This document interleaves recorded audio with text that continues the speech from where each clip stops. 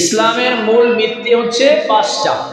রাসূলুল্লাহ সাল্লাল্লাহু আলাইহি ওয়াসাল্লাম হাদিসের মধ্যে বলেছেন, বুনিয়াল ইসলামু আলা খামসিন শাহাদাতি আল্লা ইলাহা ইল্লাল্লাহ ওয়া আন্না মুহাম্মাদার রাসূলুল্লাহ ওয়া ইকামিস সালাহ ওয়া ইতাইজ যাকাত ওয়াল হজ্জি ওয়া সাওমি রমাদান।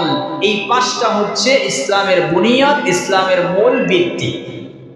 এই মূল ভিত্তির মধ্যে এক নম্বরে নিয়ে এসেছেন ঈমান, দুই নম্বরে হচ্ছে নামাজ ওয়া ইকামিস সালাহ, তিন নম্বরে বলেছেন ওয়া ইতাইজ যাকাত, যাকাত আদায় করা, চার নম্বরে বলেছেন ওয়াল হজ্জ, পাঁচ নম্বরে ওয়া সাওমি রমাদান, রমজান মাসের রোজা রাখা।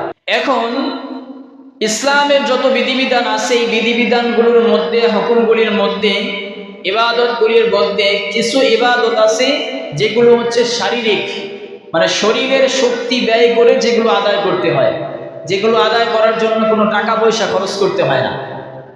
আবার কিছু বিধিবিধান আছে, কিছু আহকাম আছে যেগুলো পালন করার জন্যে শরীরের শক্তিও ব্যয় করতে হয়, সাথে সাথে আবার কি করতে হয়, পকেটের টাকাও ব্যয় করতে হয়।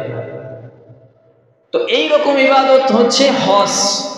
তাহলে হজ এটা এমন একটা ইবাদত, এমন একটা বিধিবিধান যেটা আদায় করতে হলে আমাদের শারীরিক শক্তিরও প্রয়োজন আছে, আবার আর্থিক সচ্ছলতারও প্রয়োজন আছে। একজন মানুষ, তার কোটি কোটি টাকা আছে কিন্তু শারীরিক শক্তি নাই, সে চাইলে এখন হজে যাইতে পারবে না। শরীয়ত তার জন্য কি করে নাই, হজ বাধ্যতামূলক করে নাই, কারণ সে এখন অসুস্থ। টাকা আছে ঠিক, কিন্তু অসুস্থতার কারণে তার উপর শরীয়ত হজ ফরজ করে নেই।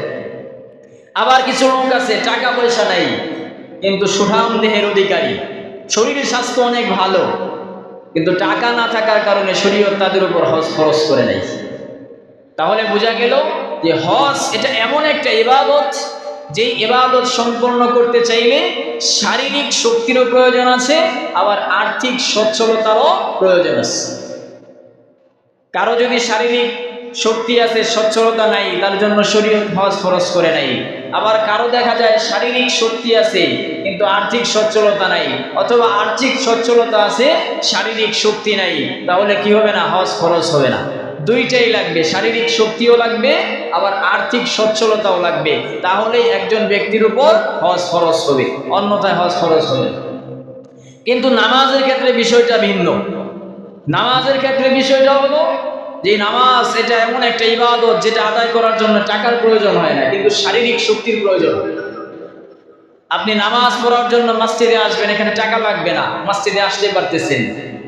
রোজা রাখার জন্য টাকা না হলেও চলবে, শারীরিক শক্তি হলেই হবে। যাকাতের জন্য মালের প্রয়োজন, শারীরিক শক্তি না থাকলেও চলবে। কিন্তু হজ এটা এমন একটা ইবাদত যেটার জন্য দুইটাই লাগবে, শারীরিক শক্তিও লাগবে, আবার আর্থিক সচ্ছলতাও লাগবে। এমন একটা ইবাদত।